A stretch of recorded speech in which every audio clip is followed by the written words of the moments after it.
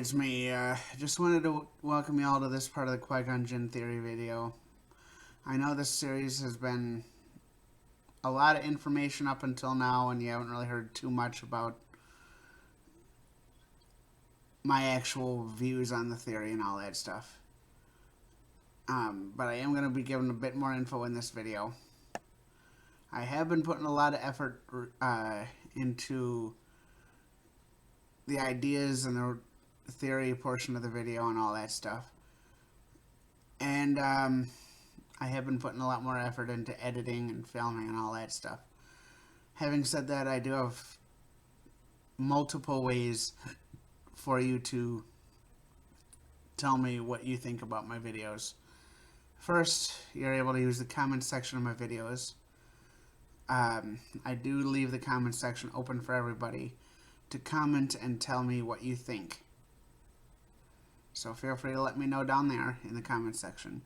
I do also have a Discord open for people to have conversations, not just join, but actually communicate on the Discord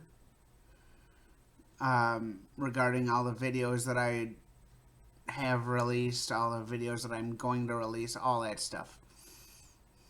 Having said that, let's get into describing who Qui-Gon Jinn actually is.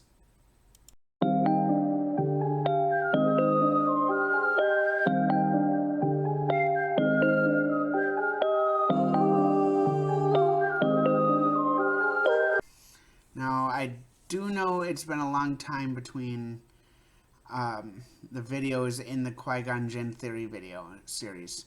And it's been a long time coming where I specifically talk about Qui-Gon Jinn.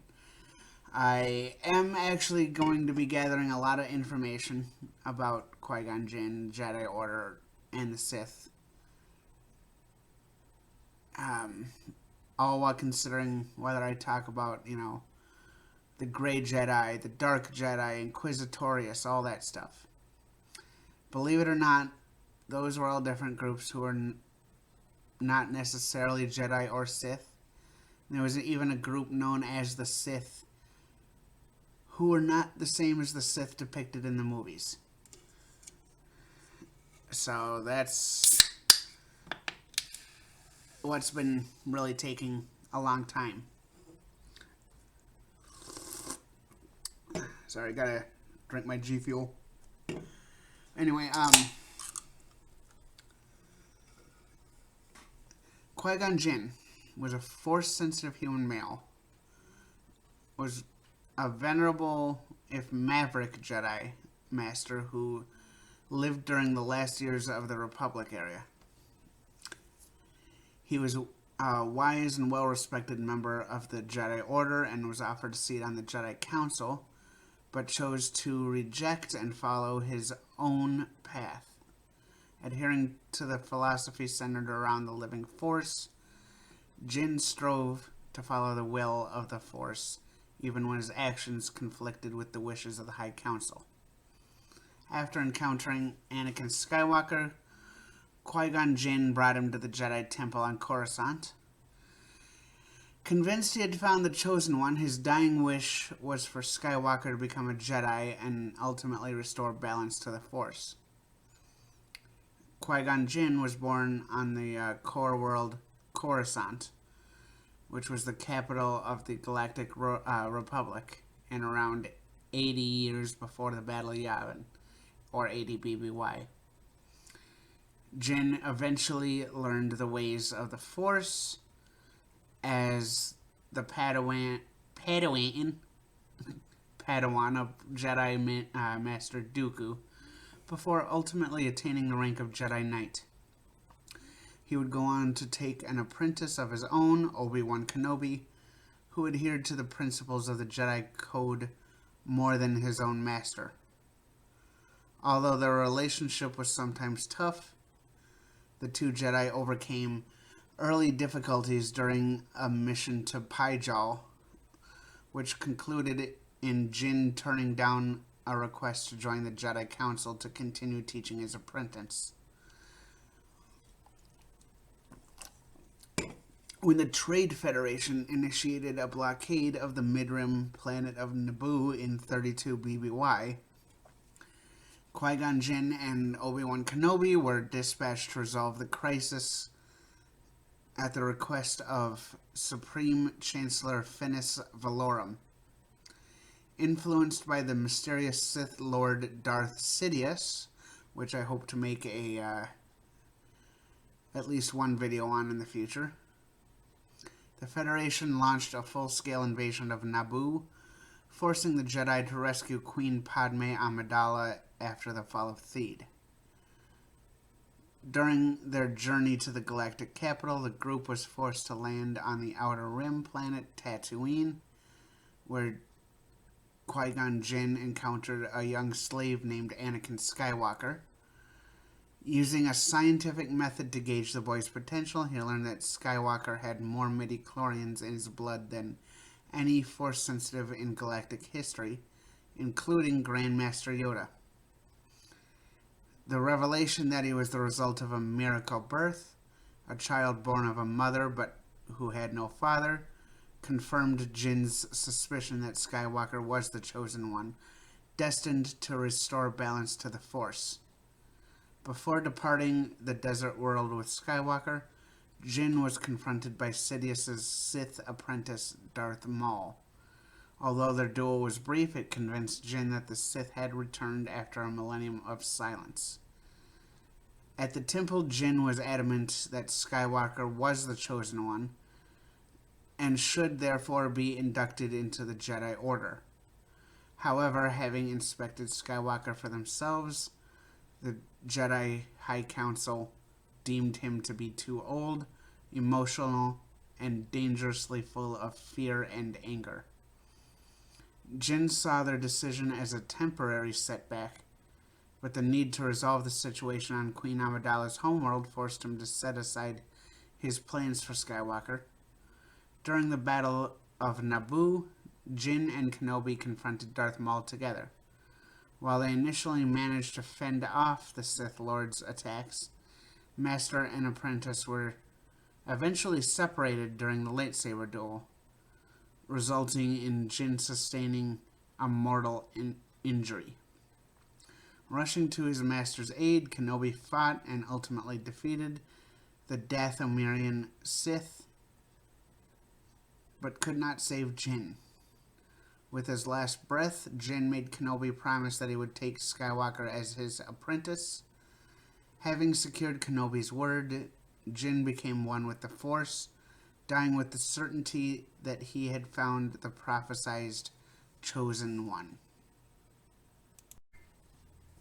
Qui-Gon Jinn was a male human born on the galactic capital of Coruscant, circa 80 BBY.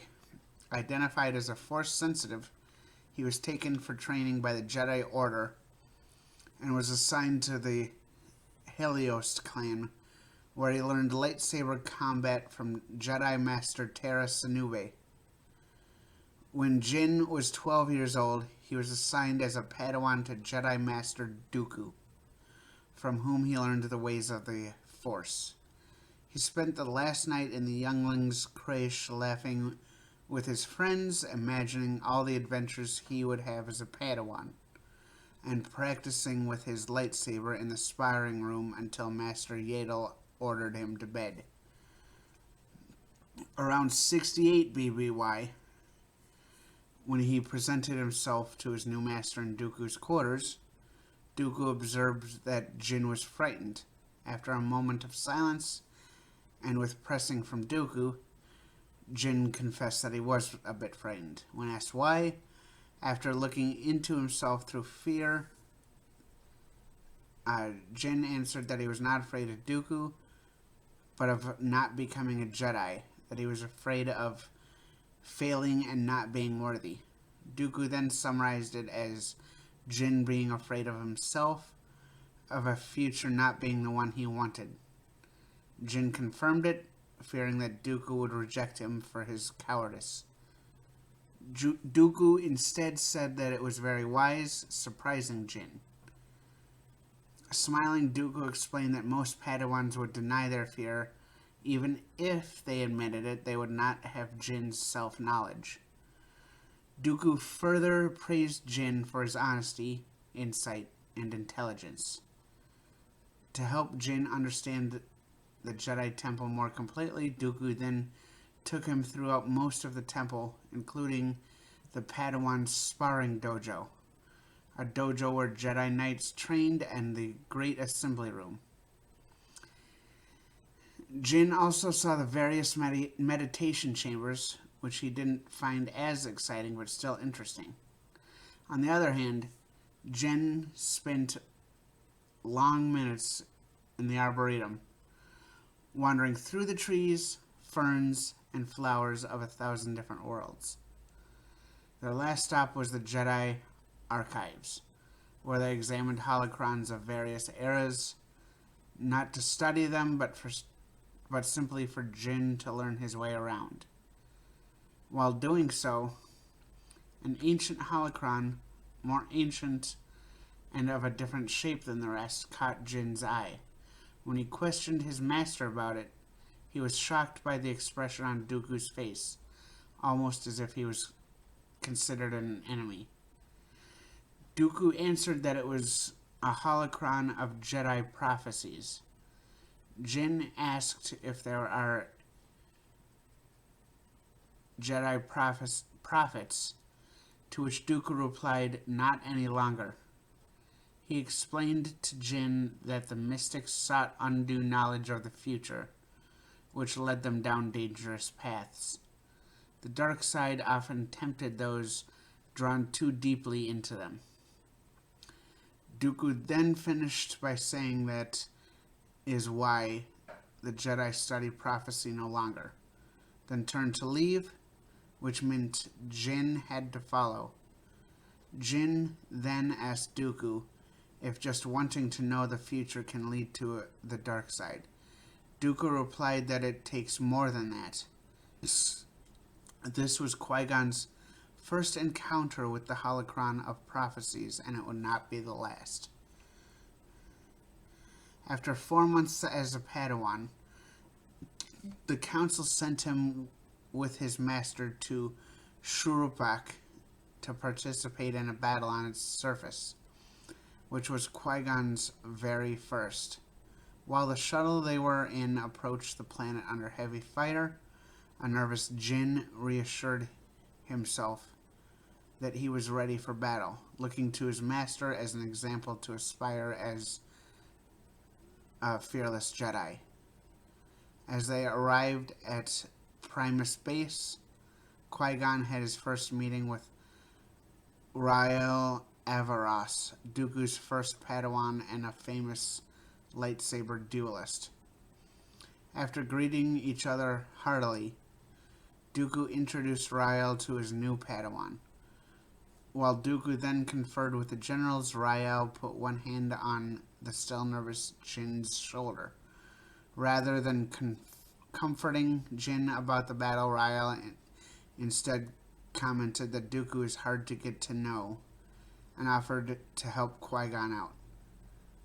Since he was Dooku's previous Padawan, Rael told Qui-Gon that he could ask him any questions that he might not feel comfortable asking Dooku yet, and be his sparring partner if he wanted. With his first battle looming ahead, Qui-Gon accepted his offer. As they too went to talk to the generals, Qui-Gon felt as though Rael Averross was the link between the Padawan he was and the Jedi Knight he desperately wished to be. He viewed his journey to be easier now that he had a friend to show him the path. Sometime after the battle, Qui-Gon was doing homework in Dooku's quarters, while his master was in conference with an official from Bedtibra. He then had a surprise visit from Rael Averross, who greeted Jinn warmly. Qui-Gon greeted him with a similar warmth, then asked what he was doing there. Rael explained that he had just returned from Shurupak, Then asked what Jinn was doing in Dooku's quarters since he wouldn't be returning for another few hours. Jinn explained that Dooku lets him do his homework in his quarters if he doesn't disturb him. In this case, Jinn was reporting on the different schools of Theosophy a century ago.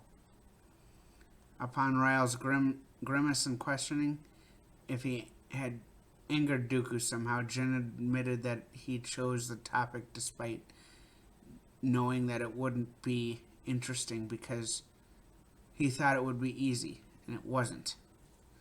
Upon receiving a negative from Jinn, if it was too late to change his topic, Rael grinned and, motioning for Qui-Gon to follow him, offered to show him some history worth studying. They went to the Jedi archives together, and together they studied the one and only holocron that had ever interested Jinn, the one that held the ancient prophecies. They were all fascinating to him, and Qui-Gon kept reading, unable to stop. He asked Rael if the ancient mystics had these visions in trances, to which he confirmed. After contemplating these prophecies, Jinn remarked that Dooku said he should ignore this holocron, and that he doesn't believe in the prophecies. This confused Rael, since Dooku, he said, was the one who introduced Rael to it, and that it used to be the one that one could hardly pry the holocron out of his quarters. Qui-Gon said that he didn't know when or why that changed, and Dooku didn't explain. A surprised Rael said that he would ask Dooku about it, and remarked that Dooku had changed a lot. Qui-Gon protested, surprising Rael, then said, "Not until he's finished his report." Rael then laughed so hard that he received a stern look from Jocasta Nu.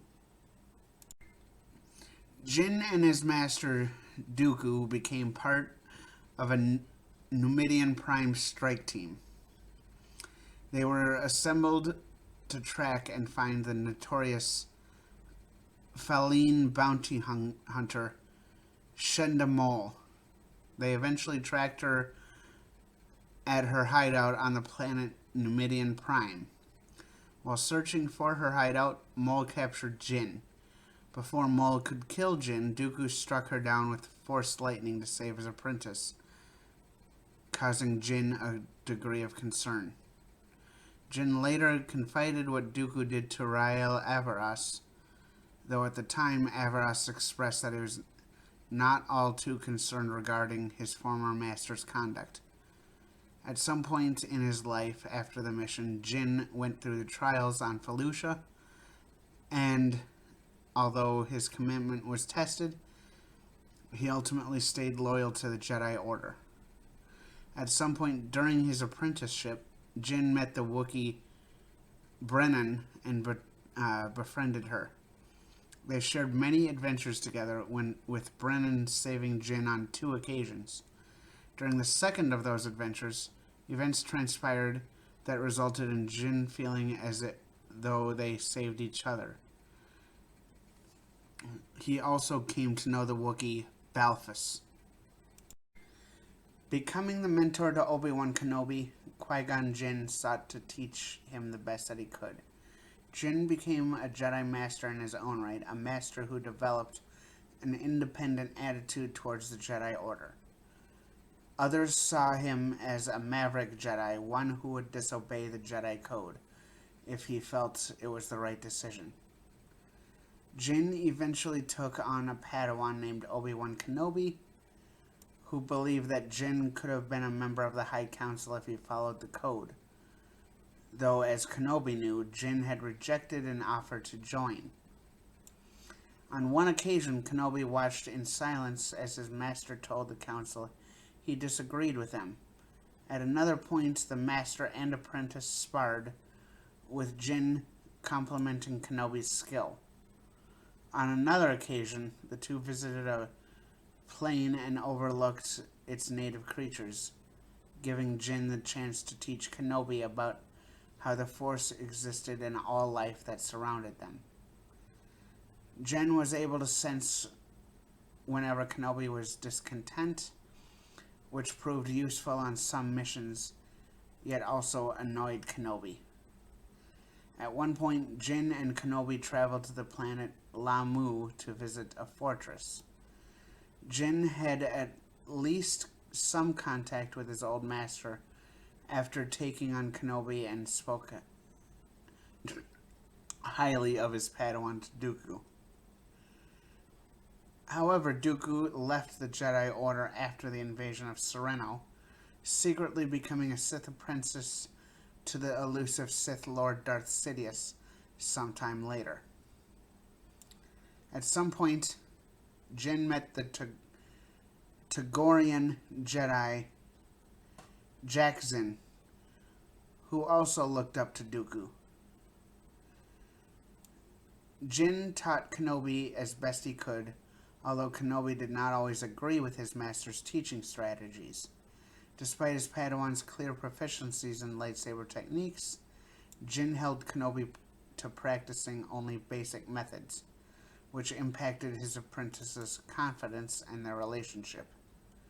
Although Jinn did so to not rush his apprentice and allow Kenobi to carve out his own distinct style out of mastery of the fundamental cadences, his lack of clarity on his teaching philosophy hurt Kenobi.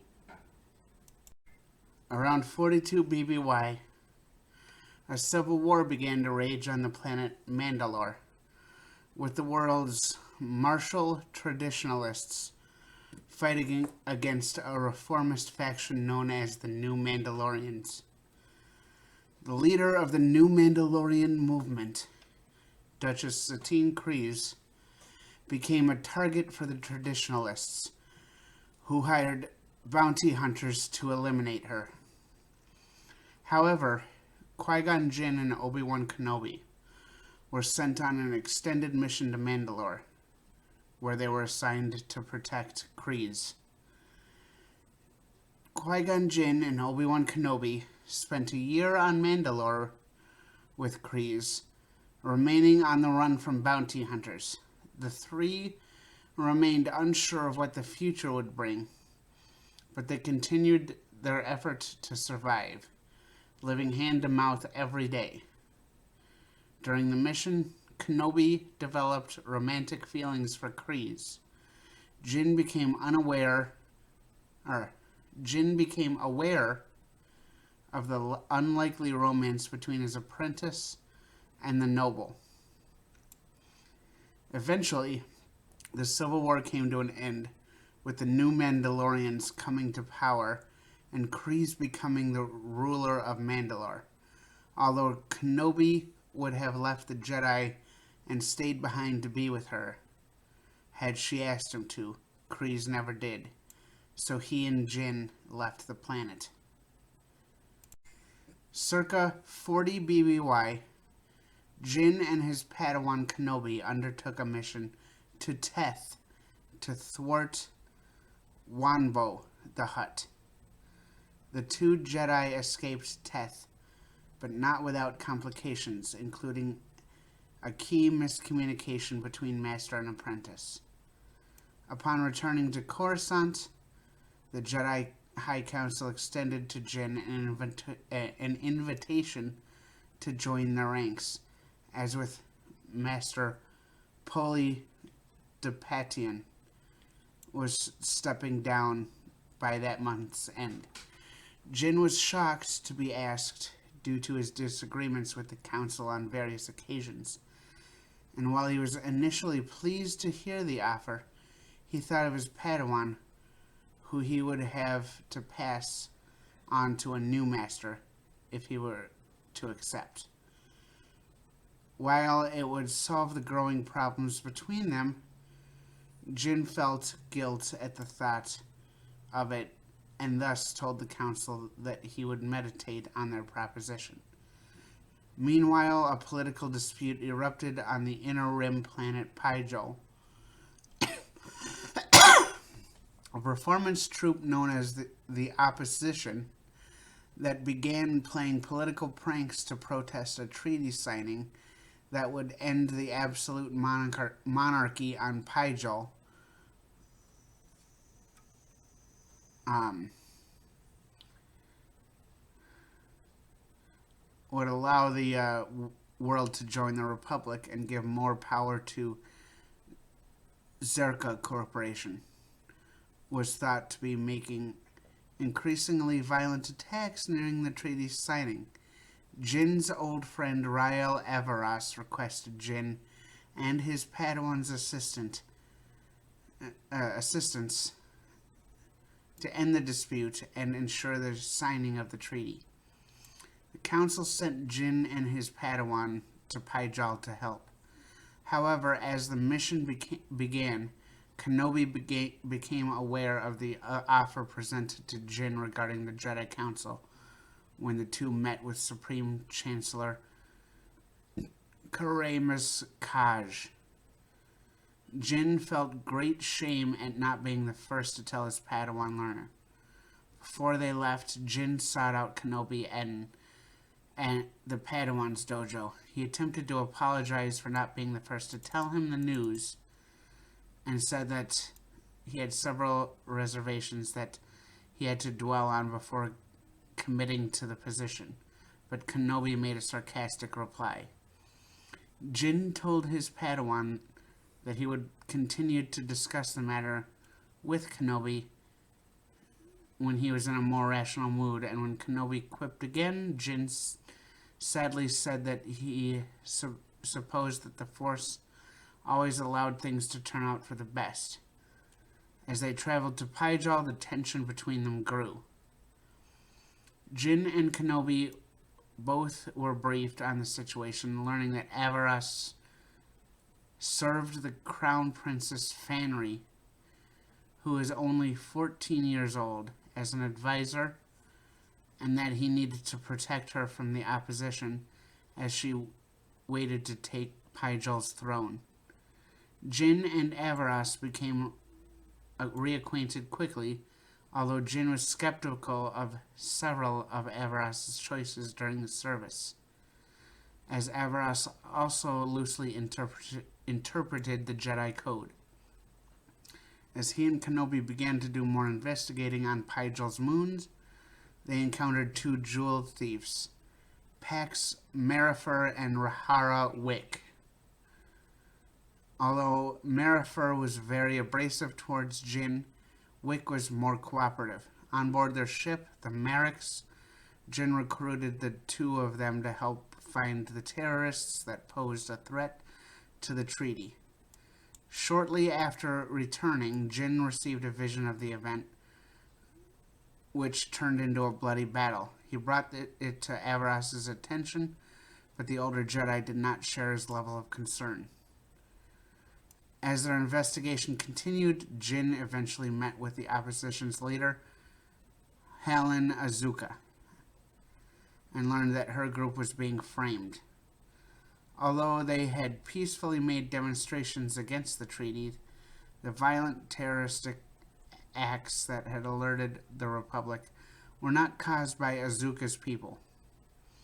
As Qui-Gon learned of the complications surrounding the treaty due to the lack of Pijali representation and the heavy influence gained by the Zerka Corporation, he decided to oppose the treaty himself and refused to act as a Republic representative. However, eventually the Jedi discovered that Fanry was deceiving them and had been building a military group called the Blackguards, framing the opposition to restore the full monarchy. At the coronation, she rejected the treaty as well as the Republic's influence, proving herself to have having been underestimated by the Jedi. Ready to remove Zerka influence from the system by force, she prepared to attack their ships. Jinn attempted to convince her to stop and prevent innocent casualties that were the Zerka slaves on board the ships, but when she refused, Jinn took matters into his own hands, and with the help of Kenobi as well as their two new friends, Marifer and Wick, they succeeded in saving the slaves. After the mission, Jinn decided to stick with training Kenobi and declined the offer to join the Jedi Council. Sometime during his life, Jinn began discovering the secrets to manifesting his consciousness after death. He traveled to a planet strong with the Force, a world that legend said was the birthplace of life and the origin of midichlorians. He learned from 5 Force priestesses who had retained their consciousness after death. He learned that when a living thing died, its life passed through the living Force and into the cosmic Force to become one with the Force. As the living Force and cosmic Force existed in tandem, it became possible for one to retain consciousness and physically manifest themselves after death.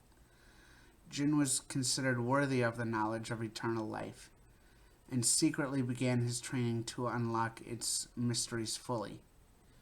He also learned from a shaman of the Wills that achieving eternal consciousness required absolute selflessness. Sometime between 44 and 32 BBY, Jinn and Kenobi were sent to the planet Bryn to establish negotiations between the priestess Thayer of Wood and the Metal Clan. However, the Metal Clan soldiers instead tried to kill Jinn and the princess. After deflecting many blaster bolts with his lightsaber, the Jedi contacted Kenobi to start their Eta-class shuttle and inform him about the failed negotiations. After being surrounded by the Metal Clan, Thayer proclaimed that Jinn was a warrior who could take down all who opposed her. Yet Jinn instead used Force Jump to escape with her aboard the shuttle, ordering Kenobi to take them to Coruscant so as to protect the priestess. Thayer was nevertheless disguised by Coruscant, viewing it as a city of metal, and demanded Jinn to act as a warrior, ordering him to cut down every member of the Metal Clan. Although Jinn informed her that was not the path of the Jedi Order, Thayer felt Jinn was instead a coward who did not live up to the legends that proclaimed the Jedi to be great soldiers.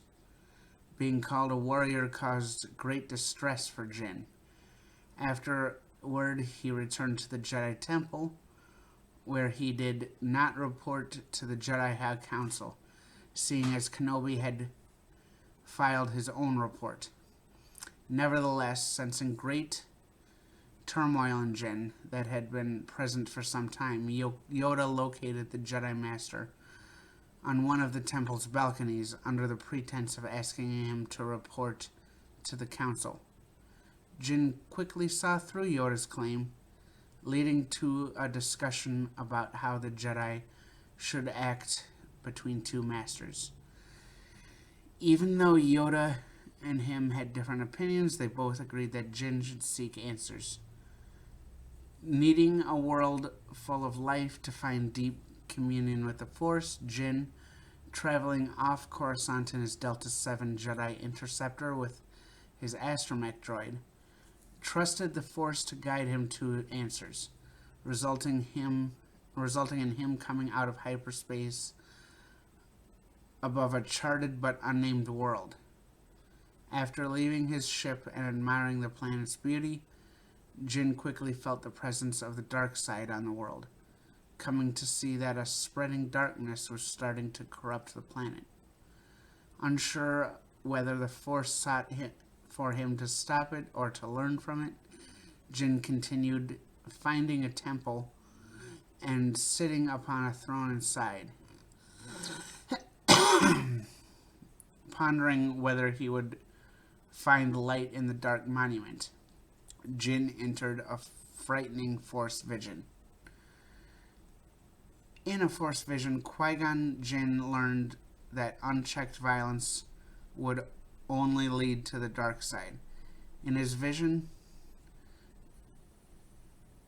Jinn, his skin and Jedi robes covered in marks, was surrounded by red humanoid beings who grew out of dark tendrils. Though at least one of these beings tried to attack him as he fought, Jinn quickly ignited his lightsaber and cut the beings down, only for the red coloration to vanish from those he had just killed.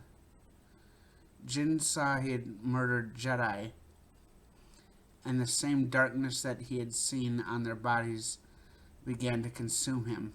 By choosing violence, the dark side had gained power over him. As the darkness wrapped across his face, Jinn awoke from his vision, horrified, only to see the light side had entered into the monument. He realized the Force had taught him he could find balance that could be achieved without conflict, as unchecked violence would make the Jedi turn into what they sought to confront. In fact, he found that some of the planet's dark corruption had instead formed into flowers existing in harmony with the light.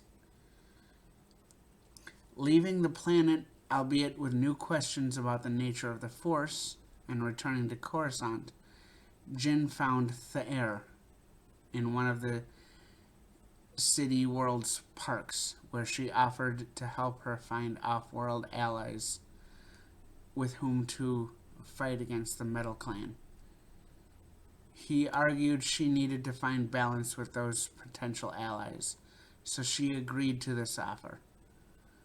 During the night, he again met with Yoda on a temple balcony, leading to another discussion about the Force. Speaking with the Grandmaster, Jinn defended finding balance in the Force, believing the Jedi could not be too rigid, yet could also not give in to the dark side. At another point between 44 and 32 BBY, Jinn told Kenobi he would be taking him on a training exercise, keeping it secret that they would be going to observe the Wookiees' celebration of Life Day on the planet Kashyyyk, in the village of his old friend Brennan, who had accepted his offer to visit. After entering the village, Jinn advised his Padawan to remain patient after the young man expressed confusion, reminding him to focus on what was instead of what After entering the village, Jinn advised his Padawan to remain patient after the young man expressed confusion, reminding him to focus on what was instead of what he had expected. Though Kenobi found it hard to focus amid a celebration, Jinn continued the visit, educating his Padawan about Wookiee culture before asking what he made of it. Pleased with Kenobi's answer that it was as if the Wookiees were celebrating the Force, he explained the unconventional training he wanted Kenobi to partake in. He was asking him to focus on the energy of Kashyyyk, given that it was the Force. He then informed his Padawan they would speak with the Wookiees when Kenobi revealed he felt something different. Suddenly, the two Jedi were interrupted when Brennan spotted Jinn, resulting in the Wookiee hugging him from how much she had missed him. Jinn shared her sentiment and began to introduce her to Kenobi, only for her to hug him as well. After Jinn explained his history with the Wookiee to Kenobi and thanked her for letting them come, she told him that Belphus was missing. As Jinn inquired about what actions she had taken concerning the missing Wookiee, both he and Kenobi felt a disturbance in the Force. Several Trandoshan hunters suddenly attacked the village, launching nets from the trees to kidnap more Wookiees. Jinn and Kenobi fought against the Trandoshans, defeating many of them. However, Jinn himself was eventually captured when he demanded the hunters to surrender. Along with the captured Wookiees, Jinn was taken away by MSP-80 Pteropter hoverpod. Although Jinn, as he was taken away, had told Kenobi that it was up to him to rescue the Wookiees, the Jedi Master tried to negotiate the Wookiees' release with the Trandoshans' leader, Korgan. However, Korgan wanted to capture Kenobi too, and Jinn warned him that his greed would have been his downfall. Jinn waited in his cage until Kenobi arrived. Kenobi pretended to surrender, but when Korgan was distracted, he opened Jinn's cage with the Force. Jinn force-pulled his lightsaber and ignited it. As Jinn was freed, many Wookiees arrived to support the two Jedi. The Trandoshans, being outnumbered, surrendered and freed the Wookiee prisoners. After returning to the village, the Life Day celebration began. At some point before 32 BBY, Jinn and Kenobi were operating near a planet that served as a base of the Fleshmongers pirate group, flying a pair of Delta 7 Ether Sprite class light interceptors. The two received a message from the planet's surface from Jedi Master Yoda, who asked for assistance. Landing on the planet, Jinn and Kenobi discovered that Yoda had taken out the entire pirate gang to rescue a Force-sensitive child known as Lo, as the pirate had planned to sell him due to his Force abilities. Yoda asked Jinn and Kenobi to escort the infant to the Jedi Temple, with Yoda assuring Lo that he was in safe hands with Jinn. Jinn expressed that he was happy to help out, as they had been so close. While the two conversed, Kenobi took particular interest in that Yoda took out an entire room of pirates and was totally in awe. Jinn proceeded to ask Yoda if everything was all right, to which the revered master replied that he could sense a calling disturbance in the Force that he must follow. Jinn noted that he could not feel the presence himself, but offered to join him on the quest if he so wanted. As Yoda climbed into his starship, he responded that he felt it was simply calling for him alone, and embarked on a mission to the planet in the Vagadar system, where he became involved in a tribal war between the planet's native inhabitants. At another point, Jinn, alongside Jedi Masters Mace Windu, Plo Koon, and Depa Billaba, was sent to the planet Oosalon by Supreme Chancellor Finis Valorum due to the actions of Warlord Guatako, who was backed by the Hutt clan and had kidnapped children to serve as soldiers.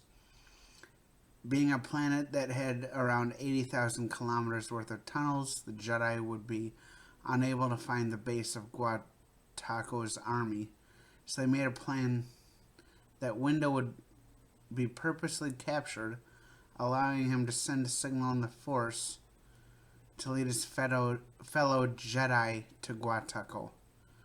Although Jinn and his fellow Jedi, joined by at least 2 soldiers, were unable to make it through the tunnels in time to help Windu, the Jedi Master had nevertheless defeated Guatako's army, while the warlord himself had been shot by one of the children that he had kidnapped.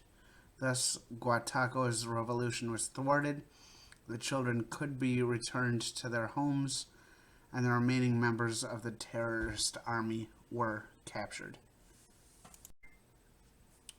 10 years prior to the outbreak of the Clone Wars, the Trade Federation blockaded Naboo and planned to invade it in retaliation for the Galactic Republic's taxation of trade routes in outlying star systems.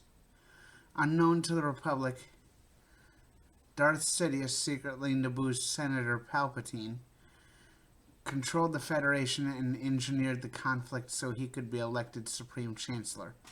Before the blockade, Qui-Gon Jinn felt something was amiss and took Kenobi to the Jedi archives to read through Senate documents, as they often did whenever Jinn felt something was wrong in the Senate. While reviewing bills concerning the recent tax reforms, Obi-Wan grew listless, and Jinn, sensing his apprentice's discomfort, asked him what he thought. Kenobi opined to Jinn that they had too much time on their hands, and it was pointless to read the taxation bills. Qui-Gon looked up from the file he was reading and admonished Kenobi, telling him that it was a matter of perspective and that the most important thing to the people who submitted the bills was control. Jinn noted that there was a lot of control to lose between the planets and the corporations involved in the tax dispute. Obi-Wan questioned why they were personally previewing the bills, and Jinn replied that they were listening so that they could act when they needed to. Obi-Wan teasingly asked if they would act with or without orders, which made Jinn smile, though the Jedi Master informed his apprentice that they were likely to be following orders. Kenobi quipped that it was because they would be under the Council's alignment. They would be less likely to be involved in local labor disputes. Bothered by Kenobi's comment, Jinn rebuked that they would also be less likely to kickstart romances with nobility. The references to Duchess Satine let Kenobi know better than to treat such things so trivially, and he changed the subject as they continued reading the taxation bills. Jinn's precautions proved useful as Chancellor Finis Valorum dispatched Jinn and Kenobi to Naboo, tasking them with resolving the situation through diplomatic means.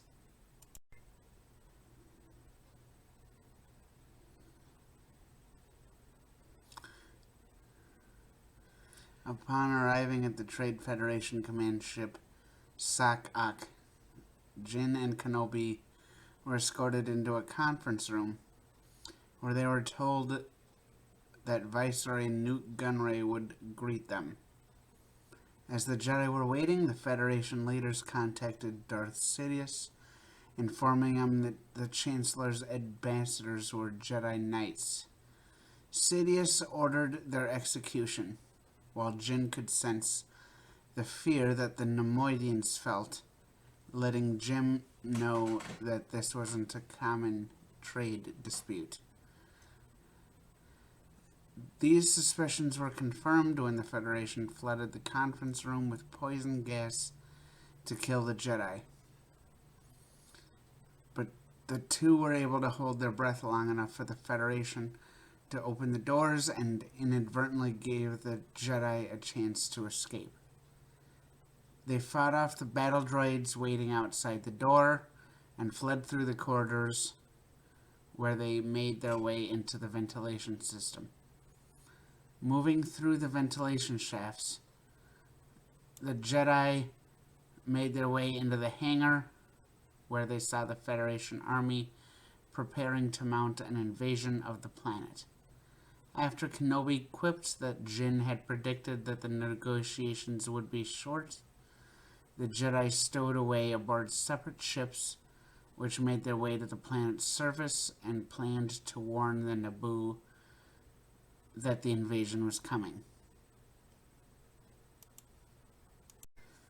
Once on the surface, Jinn ventured through a forest to rendezvous with Kenobi and encounter a Gungan named Jar Jar Binks, who latched onto him in the chaos of the Federation invasion.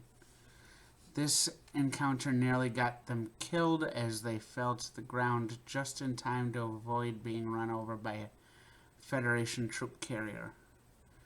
Binks swore a life debt to Jinn for saving him, as Jinn tried to get rid of the Gungan.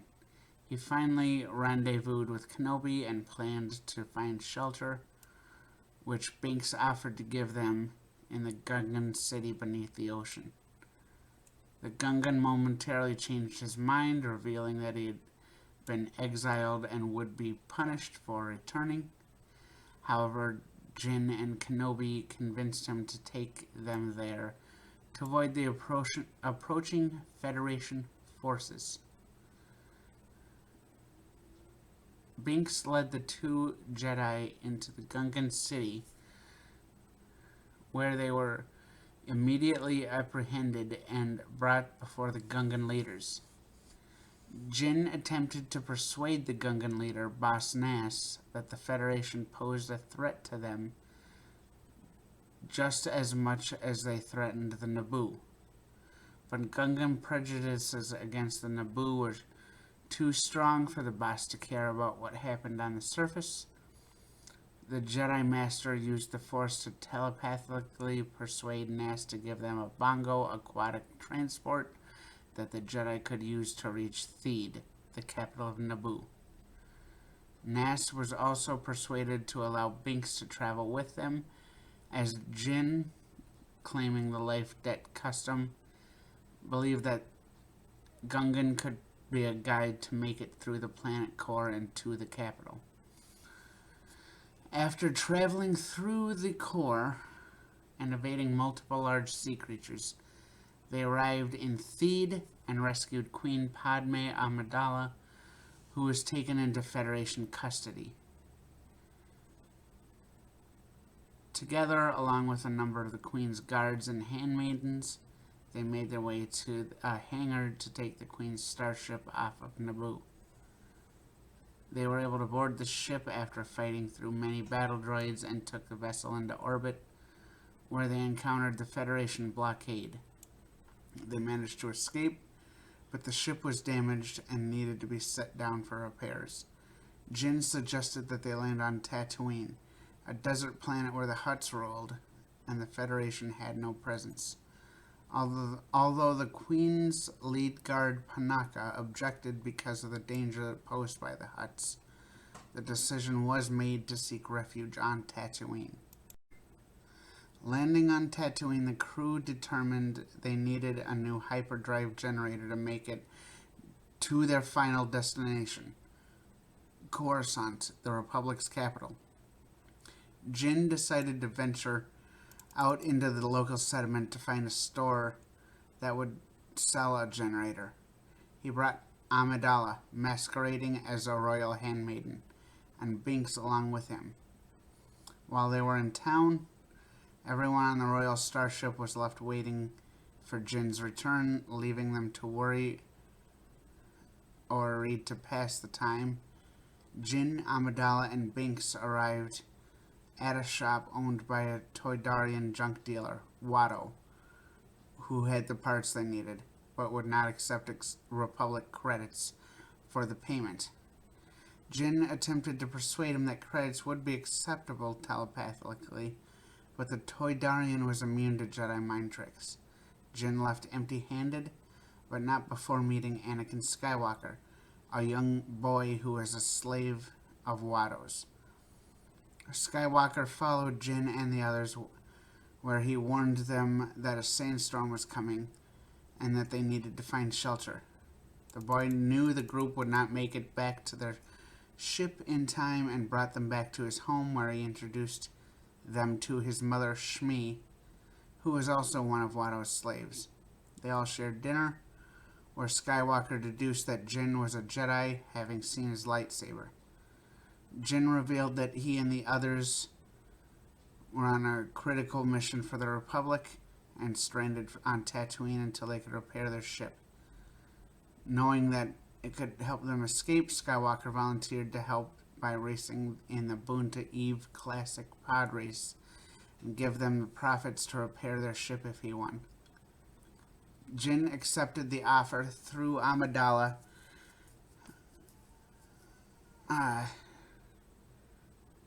Jinn accepted the offer, though Amidala was unconvinced that trusting their fate to someone they barely knew was the right course. The next day, Jinn spoke to Watto about entering Skywalker in the race with a pod that Skywalker had built in secret, and Jinn convinced Watto that it was the Jedi's pod. two agreed that Watto would pay Skywalker's entry fee and collect all the winnings from a potential victory except for whatever money Jinn needed to repair the ship. If Skywalker lost, Watto would keep the Queen's ship. Watto agreed to the condition, and Skywalker set out to begin his pod race ready.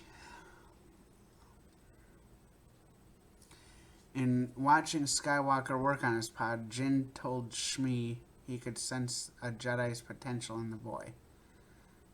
Jinn wondered who Skywalker's father was and was intrigued to hear that Shmi had conceived her son without a father.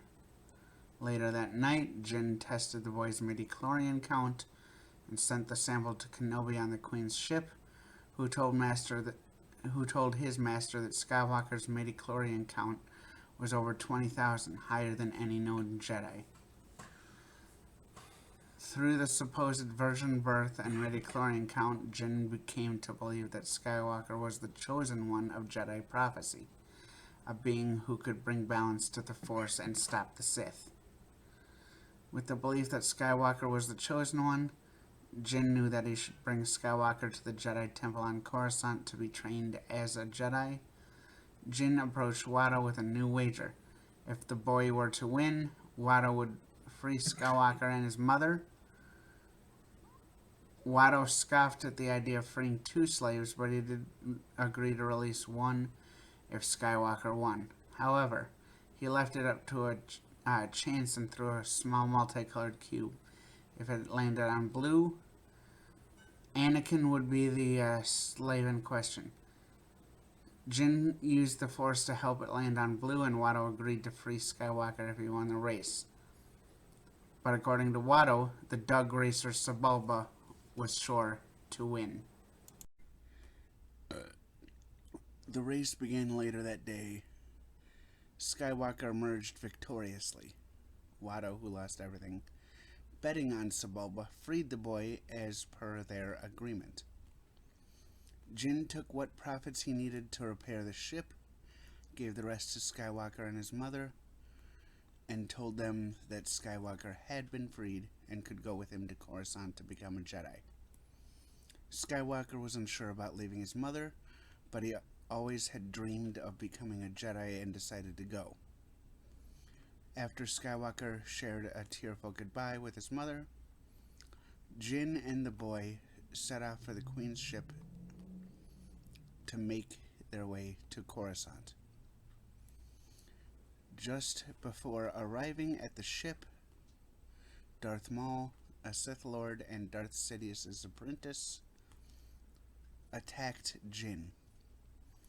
The two fought across the desert floor while Skywalker rushed back to the ship to get help, and the ship made its way to Jinn's location, where he was able to board and flee Tatooine, leaving Darth Maul behind.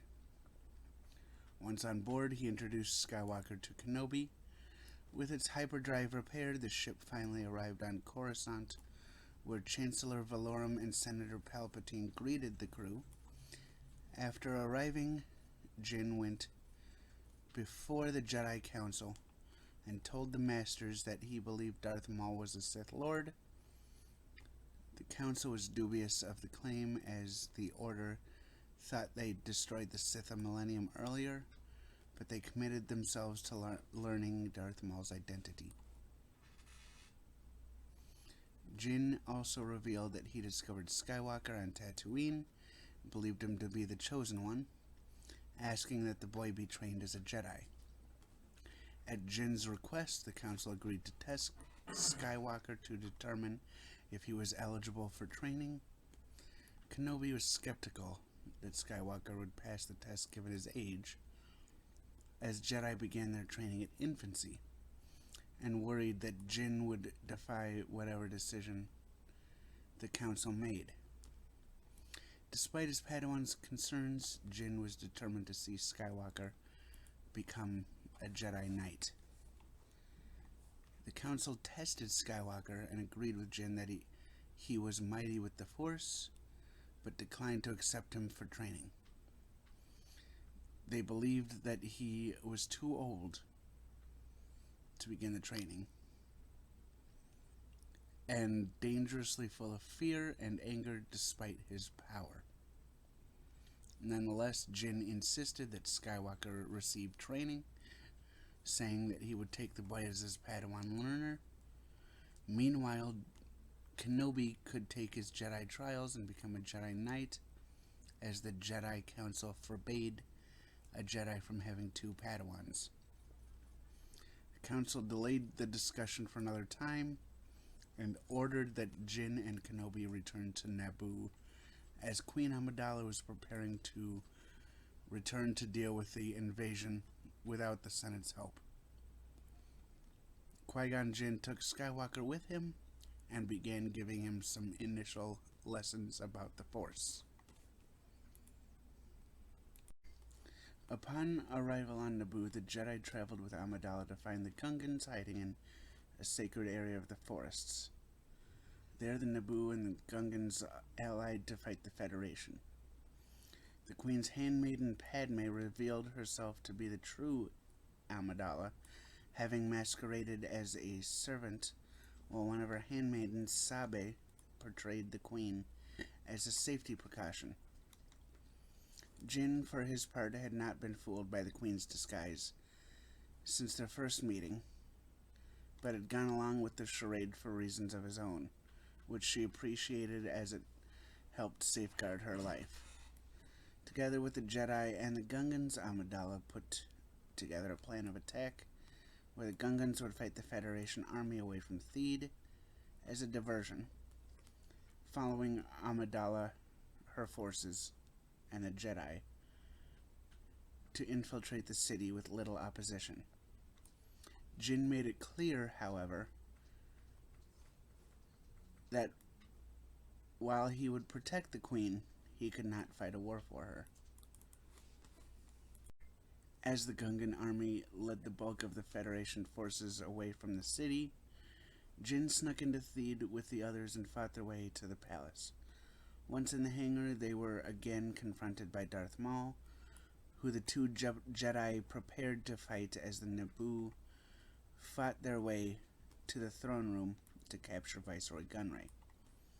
Jinn and Kenobi fought Maul in the hangar, with the Sith Lord dominating the duel, though Maul did give ground to lead the Jedi out of the hangar and throughout the palace generator complex. Maul separated the two Jedi by knocking Kenobi down several levels and eventually trapping him behind shielding, leaving Jinn to fight the Sith Lord in single combat without his apprentice.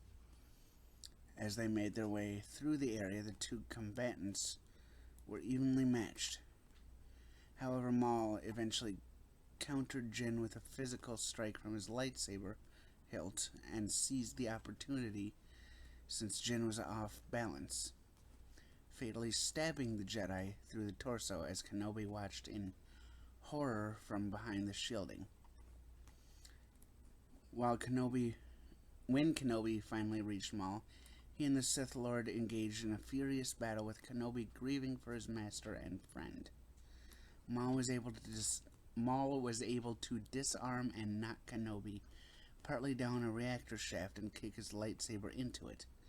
Then Kenobi used the Force to summon his master's lightsaber, jump out of the pit, and slice the blade through Maul's torso in one swift movement, cutting him in half and sending him tumbling down the shaft. Nevertheless, it was too late to save Qui-Gon through medical intervention. No amount of Bacta could heal the Maverick Jedi's mortal wound. The Padawan ran to his dying master, cradling him in his arms, and Jinn made his apprentice promise that he would train Skywalker as a Jedi. With his dying breath, Jinn once again said that Skywalker was the chosen one and would bring balance to the Force.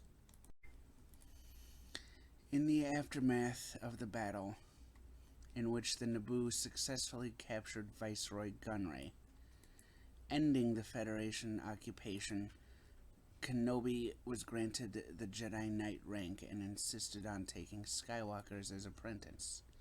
Although Yoda disagreed, the Council approved Kenobi's request, fulfilling Jinn's dying wish. Skywalker would undergo Jedi training. Later, Jinn was memorialized when he was given a Jedi funeral on Naboo, where his body was cremated on a funeral pyre.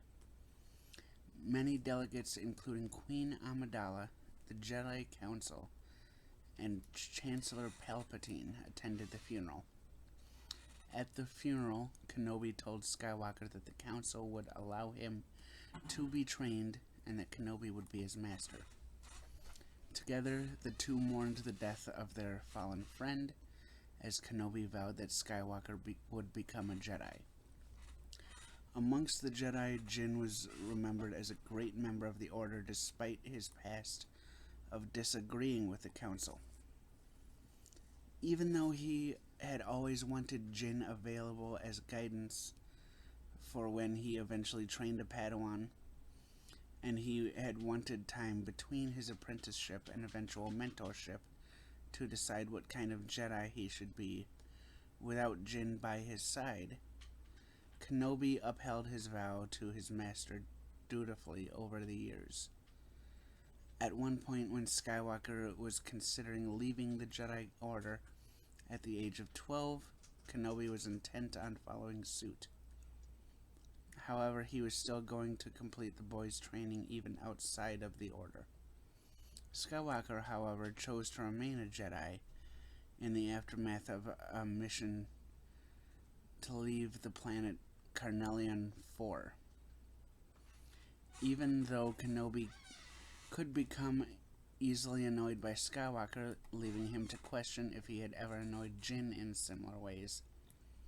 Although he doubted he ever had, he nevertheless befriended and grew close to his Padawan, with the Jedi duo coming to act like brothers.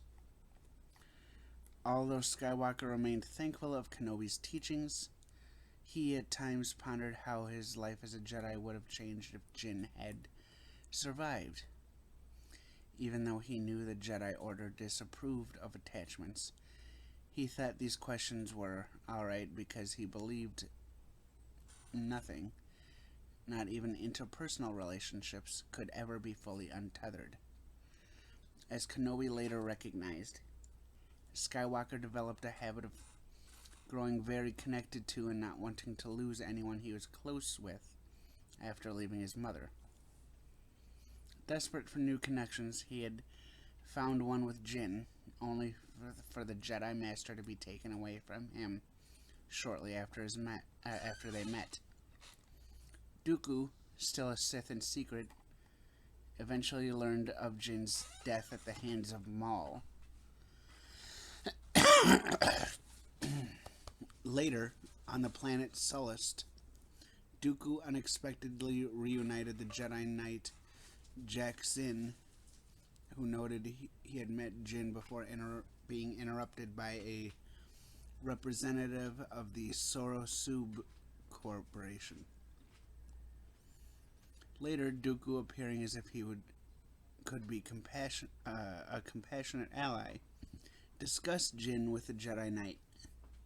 Dooku claimed he wondered if his former apprentice would still be alive if he had not left the Order, reflecting that the company of Kenobi was not enough to save the late master. The Sith used his speculations to trick Jack-Zin into letting him in on the Jedi's mission on Sullust. Amidala, meanwhile, came to believe that her relationship with Jinn had been an odd one, given that he had seen through her disguise, yet she hoped she would have been able to consider him a friend and ally if he had survived. In the years following the Naboo crisis, she remained saddened by his death, and she made sure to light a candle of incense for the fallen Jedi during the yearly memorial for all who had died for Naboo. In fact, many others did the same, though few on Naboo had met the Jedi Master. It was believed everyone on the world knew his name, with Naboo, like Tanra, who had actually been present for many of the so-called stories about what happened, hearing tales of what he did for their planet. Honoring him as a hero, Padme Amidala remained saddened over Jinn's death, hoping that they could have been true friends. Nevertheless, events like Jinn's time on Tatooine were not part of public records, so they were not spread amongst the Naboo. However, Tanra and Sabe discussed such events during a mission to the desert world. Ultimately, the people of Naboo honored Jinn as a hero who had given everything to save them. Several years after the invasion, when Amidala was asked if she would become Naboo's galactic senator after her term as queen ended, she looked to the handmaiden Sashay. The handmaiden remembered when Jinn asked them to go to Coruscant, given that Amidala had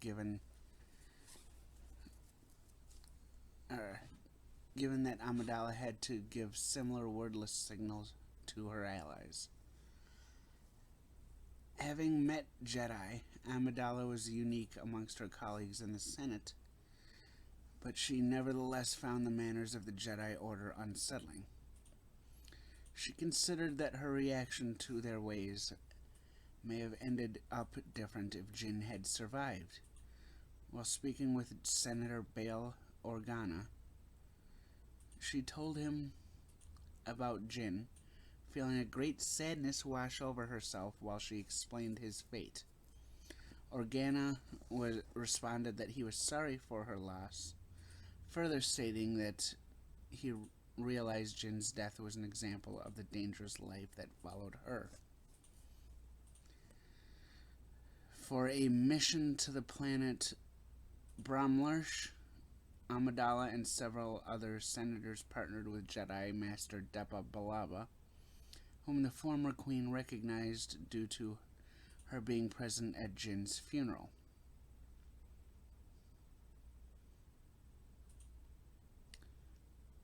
While she found it odd to interact with the Jedi Knight once more, Amidala also noted Billaba carried herself very differently from how Jinn had.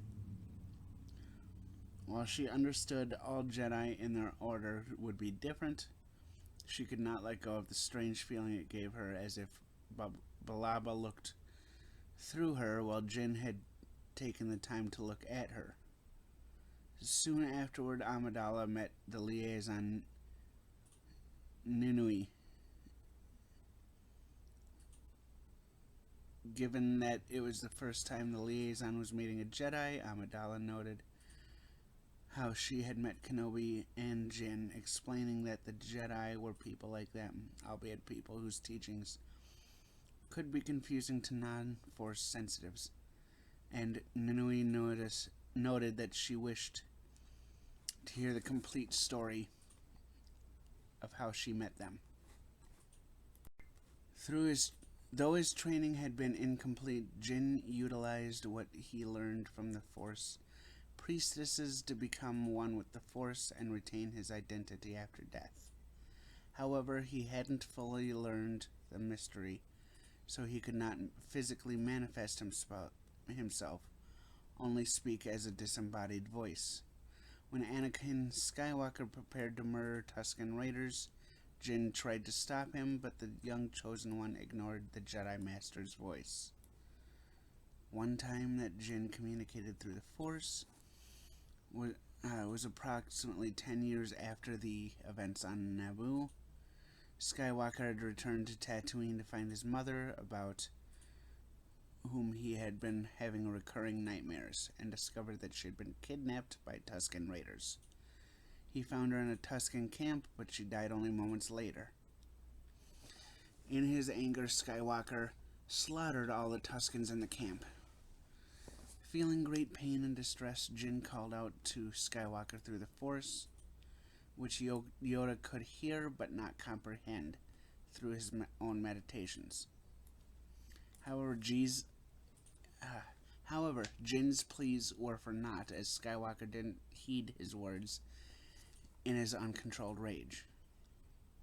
In the meantime, Dooku, who had remained a Sith and become the head of state of the Confederacy of Independent Systems, captured Kenobi on the planet Geonosis.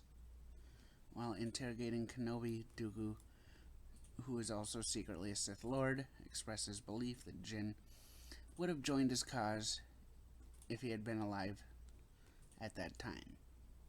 Shortly after that, a conflict known as the Clone Wars began in the Galactic Republic and Dooku's Confederacy.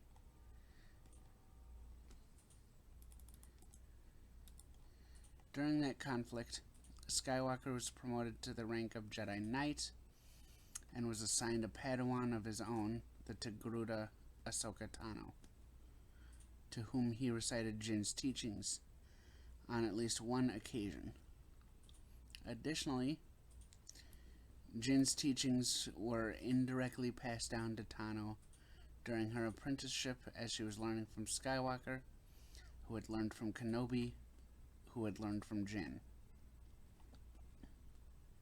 The Jedi made an effort to capture Dooku during the war, feeling his arrest could help bring an end to the fighting.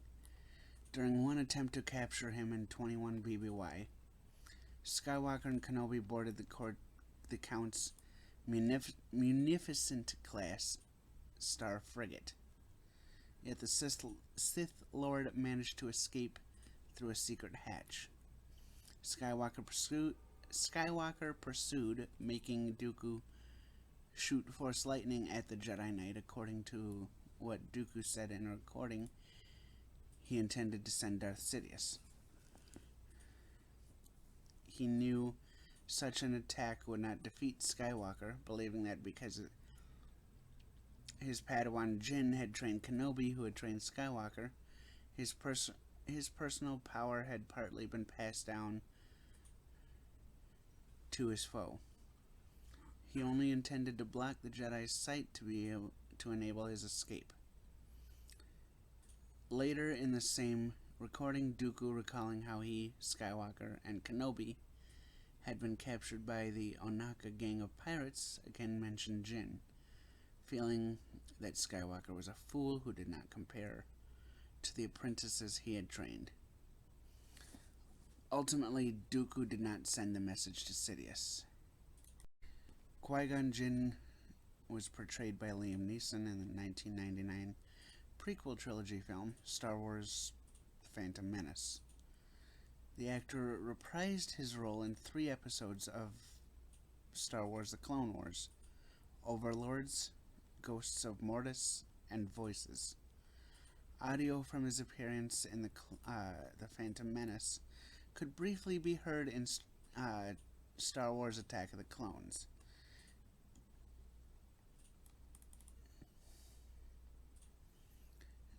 Neeson was also set to lend his voice to Star Wars: Revenge of the Sith, and Neeson hinted at his involvement in early 2005. The scene in which Yoda was set to commune with Jinn's disembodied voice was cut from the film, but was written for the screenplay. The scene appeared in the film's novelization. Neeson reprised his role in 2019 in a brief audio cameo in Star Wars Episode 9, The Rise of Skywalker, the final film so far in the Skywalker saga. He once again reprised his role in 2022 in Part 6 of the series of Star Wars Obi-Wan Kenobi as a Force Ghost. He spoke to director Deborah Chow, and she told him that Ewan McGregor would reprise his role as Obi-Wan Kenobi in a series. She explained that when Kenobi was going through a journey, he reached out for help, but Jinn was not there. Kenobi would finally see Jinn at the end of his journey.